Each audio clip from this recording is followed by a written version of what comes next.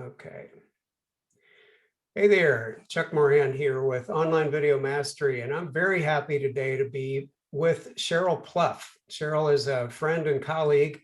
She's a Canadian, and she and I have known each other for a couple of years now. She is a terrific presenter on various tools and different things, but she's got something really special I'd like to have her tell you about today. So I'd like to start, Sheryl, with a little bit of a backgrounder on you. Tell me a little bit about your career. I know it's pretty stunning. Well, thank you, Chuck. I'm excited to be here. Listen, it's stunning. It was rarefied. I think in the sense that not many people get an experience like I have, which was to be on national television for 17 years. I've been in the media industry for 25 years. I've done over 20,000 hours of live TV broadcasting, which even when I say that, I go, I can't believe I did that. But it's true. I mean, that is a lot of experience in front of the camera. But really what I've done now, Chuck, is taken the best experiences and the best practices from the broadcasting industry and have brought that into the video marketing field, specifically for people who are building businesses online. So coaches, consultants, speakers, authors, people who really need to be positioned as authorities online. What we specialize in is authority marketing, and we do that with video. So it's very exciting. Yeah, that's really great.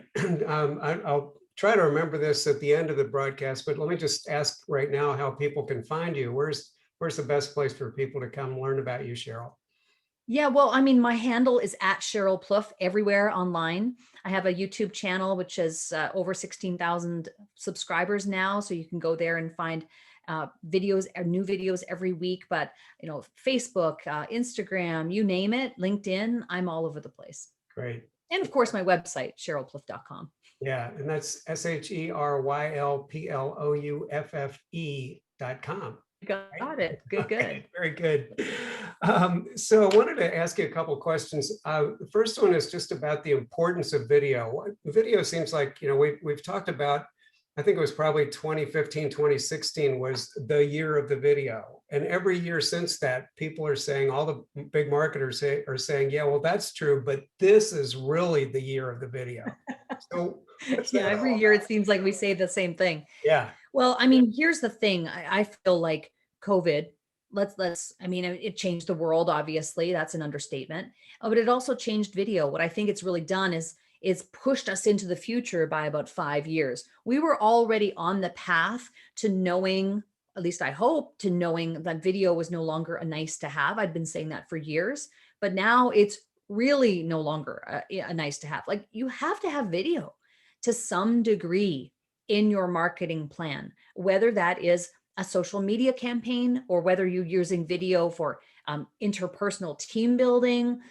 Maybe you have video in your email marketing campaigns. Like, video has a place in your marketing to some degree somewhere, depending on what your goals are, what your company is, where you want to grow, all of that.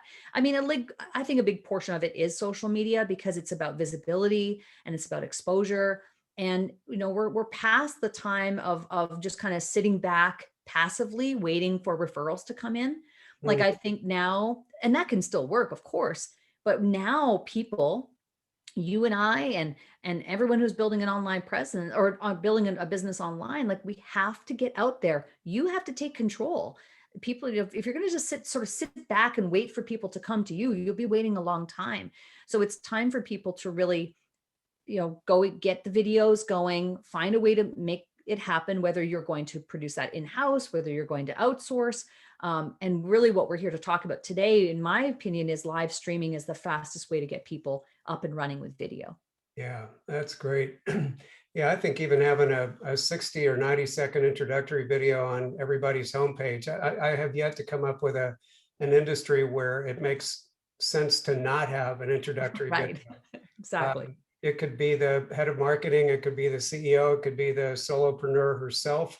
But yeah, so let's take a look at your screen there. I know you've got some stats ready to go here for what is it, Wise Owl that has a recent survey of the growth of video. Yeah, they've been doing this survey for several years, as you know, Chuck, and I thought it'd be interesting to bring this up for our viewers today to really understand this is not just me saying this. This isn't just Chuck saying this. This is the industry. This is what is happening in the world. So when you hear us saying things like video is no longer a nice to have, here's why. Okay. Does your business use video as a marketing tool and can see the growth? You mentioned like 2015, but this stat shows from 2016 and the growth that's been going on. So, I want you to look at this and really start asking yourself, like, am I doing what I need to do to stay up on the times? Really? And we could go through, you can find this, like if you Google it, you'll find this report, this survey, but all of these statistics support our point. I like this one. So it says, does video give you positive return on investment, ROI? Marketers have rapidly come to understand the ROI of video from just 33% in 2015, right, to the number now sits at 87% of marketers who believe that there's a positive ROI from video. So why is that happening? Because people are getting results. Yeah. So it's really intriguing to me, to see that plain as day right here. Yeah. And you can go through this, video platforms, and it goes through all these amazing statistics. Non-video marketers. Okay, so why are some marketers still reluctant to invest in video? Well, these would be the reasons, and maybe some of you watching this right now can identify with this, right? 16% of people not using video right now don't use it because of the lack of time. Ah, Live streaming, again, that is the solution to get you up and running in the fastest way possible. 19%, they don't use video because they don't feel it's needed. 17%. I look at these statistics and it breaks my heart because these are a lot of people. These are a lot of people who could be doing way better in their businesses if only they were willing to see it, see the ROI and the fact that we're at a point now in the world where it isn't a nice to have. It's really become a necessity. yeah, it really is something. Yeah, I've got a stat from some source that that 6 out of 10 people would rather watch a video than watch television. Things have really changed. I think it's educational, of course, but from a marketing viewpoint, you can't beat it. It communicates so much about. There's just so many subtleties that come through in video. So let's go into the importance of going live. I have to confess that I'm more comfortable doing pre-recorded videos and putting them out there after I've had a chance to review them. So I have a little bit of fear still that I'm working with. So what is it about live that should be a goal for us to get to and get over our fears? Yeah. Well, Chuck, you are a bit of a different case because you do have experience and you know how to edit videos. So Hmm. for you to pre-record something, you already have that skill set. You know how to slice and dice, and you know how to edit, and you know how to add all the elements and to make it something else. But the majority of people who are maybe service-based people, coaches and consultants who are like on a mission, they're purpose-driven, they just really want to get more clients. They want more leads. They want more clients. They want to do the work that they feel called to do. Mm-hmm. Okay. And they don't have the skill set that you and I have. And you and I both know it takes years to become proficient at editing videos. Does, yeah. So my belief is that people don't have that kind of time anymore. That's really where we're at. You needed video like yesterday. So if that's true, then live streaming is the way to circumvent the editing and the post-production process, meaning the production process that happens post-recording. So that it's a whole world unto itself. And so that's why I believe so strongly, and why I frankly have changed my own position about the power of live streaming. I used to teach it in the opposite way. I used to teach, here's how to edit your videos, and but I feel like live video specifically is the fastest way to get people out there, generating those leads, building those audiences, getting their message heard, speaking. And it's really about speaking on video that is our focus, and why we suggest going live first. That's great. So, and don't the platforms, Facebook included, maybe even especially, prefer live in terms of the algorithm? Do I have that right? Yeah, Facebook loves video no matter what. Mhm. It loves video no matter what. So it's really, and there's some indication that recorded videos, that timing, that they like that 3-minute mark type of video. But sometimes I think it's more about the consistency. That's what I would really like people to focus on, is like, if you're consistently out there, consistently sharing your content. I'm a believer that ideally we get businesses to a point where they have both, right? Mhm. We get businesses to a point where they have recorded videos because there is a benefit to that type of video as well. My Mhm. suggestion is just starting with live because it's the fastest way to get out there. It's also fastest way to cut your teeth on your message and Gotcha. to train yourself to speak and be able to say what you want to say eloquently, succinctly. It takes practice, and live streaming, the more you do it, the more you're out there actually verbalizing. And instead of it all being up in your head, Yeah. when you verbalize it, it takes on a world of its own. It takes on an energy of its own. It also helps you become a world-class speaker. Gotcha. Yeah. That getting over your fear really is a matter of practice. I have a little course, a mini course on getting over your fear, and it's based on something I stumbled into quite by accident, but it turned out that it was an accidental self-desensitization process that I put myself through. I didn't even know it was happening at the time, but when I got to a certain point, I was like, you know what, I'm not really afraid of the lens anymore. So I created this little course, but the basic thing that the basic point is it came from practice and just doing it again and again and again. And we teach that in one of our courses as well. And with 20,000 hours, I'm sure that I don't know if you can remember your first time on camera, but you probably were pretty nervous right in the beginning. And then after a while, it's second nature. You just look at the lens and you're ready to go. I was hosting a local cable show when I was 18. So I Wow. started, yeah, that's when I started.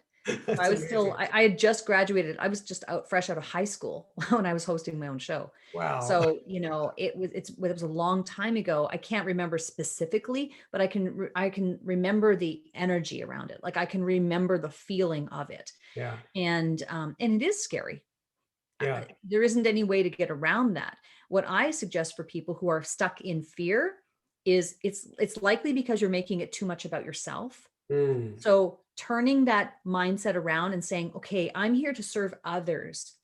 Am I making this too much about me? What if I turn that toward being of service and doing this for other people? Now it takes the pressure off of you and the focus off of you and onto the message, the Uh, mission, the movement that you're trying to create. Yeah, wow, that really does make a lot of sense. I've heard people say, to look at the lens and pretend you're talking to one of your best friends or something like that. But Yeah. I think we all do get really caught up in that, how am I doing? It's a performance kind of aspect. So that's great. Well, let's talk about your challenge. I'm super excited. I'll be participating in it starting April 1st. So tell me a little bit about how it came together and what it's all about. Well, I've done challenges in the past, Chuck, Mhm. but I did them differently. I did them where I would ask people to record videos on their phone and edit on their phone. And now with my new thinking around this, I really feel like live streaming is the way to go. So that's why we've turned it into a live stream challenge. It's called Go Live Challenge. And the idea is that participants go live for a minimum of 1 minute per day, a minimum of 1 minute per day. We have people who do the challenge, and some of them have done it, maybe a couple of times or a few times if they want to. They can speak for as long as they want, but Okay. we made it a minimum of 1 minute per day because we feel like for the people who are afraid, for the people who've not done this before, for the people who, when they go live for the first time, it's going to be a momentous and kickstart kind of moment. To do 1 minute is going to be enough, right? For them to get that sensation of I just did it. There's nothing that lights me up more than that type of thing when people press live and then they post in our Facebook group and go, I did it. I was so scared, but I did it. And it's like, it almost brings me to tears because I know what that can mean for somebody. So Yeah. it's a minimum of a minute per day for the 30 days of the challenge. We give prompts. So you get an email, like a list of email prompts. So it's fill in the blank prompts to make it really easy for people who don't know what to say on video. You can talk about whatever you want, but if you need the prompts, they're there. And then you also get access to our members site where we have course materials, and I have the Go Live Creator course in there, which is included, which I'd previously taught for coaching clients and paid $2,000 for that coaching. So now we include that in the challenge. There are tutorials on how to go live on all the platforms. you join our private Facebook group, and every Wednesday at 3 p.m., I go live in the Facebook group to do some training on the member site materials, the course materials, and answer any questions. So it's a way for people to have access to me as well. So there's a whole host of things that go with it. The idea is that it's a kickstart, it's a momentum driver, and it's meant to help people finally take that step of stepping into their own spotlight.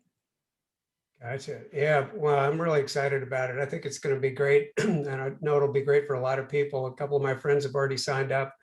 And I know everybody who's going to be in there is really going to learn a lot just from having worked with you in the past and seeing how you bring it. You've got a real talent and a depth of experience that I think will really, help people move through this process of going from fear to confidence. Yeah. And it is a process. There isn't any other way of getting around it. Like you said earlier, Chuck, I mean, it's just about practice, but you have to be willing to dig deep and say, okay, enough is enough. I don't have the leads I need. I don't have the client. I have room for more clients.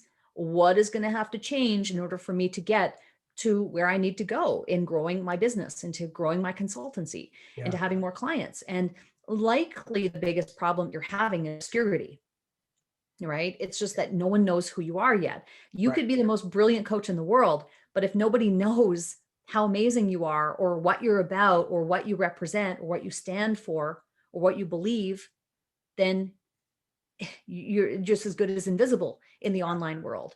So that isn't really going to help you grow your business to be Yeah. invisible. I often talk about how without a website, since I build websites for a living, it's sort of like you could have the best restaurant in the world at the end of a road, but if there's no sign to tell you where to turn, nobody's ever going to find you. That's And right. video is certainly a huge signpost these days. I also think it's important to recognize that nonprofits and other types of organizations can really benefit from this type of training as well.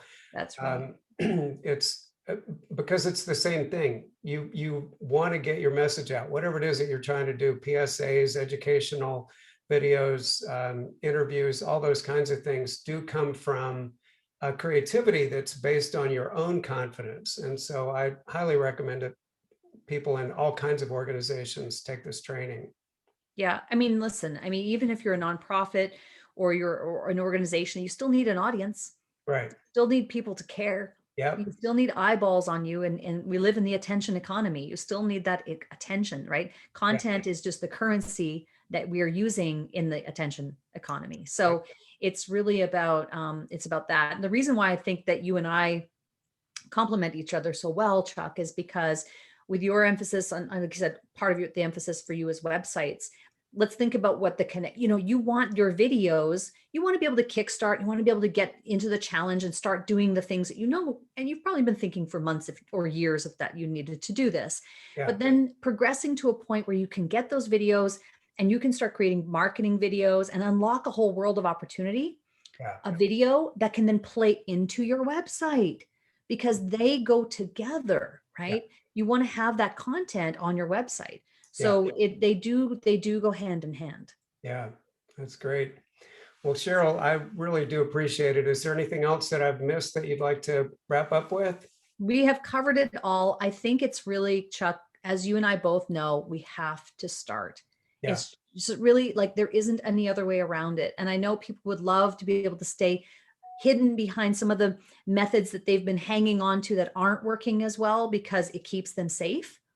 But we have built an environment and a community of accountability and support so that you are still safe. That's You're awesome. still safe as you do this process. That's really great. Well, I'll include a link of how people can get a hold of this training. And I hope to see everybody who's watching inside the training starting on April 1st. And it's called the Go Live Challenge. And again, my thanks to Sheryl Plouffe for spending some time with me today. Sheryl, thank you so much. You're welcome, Chuck. Anytime. Okay, talk to you soon.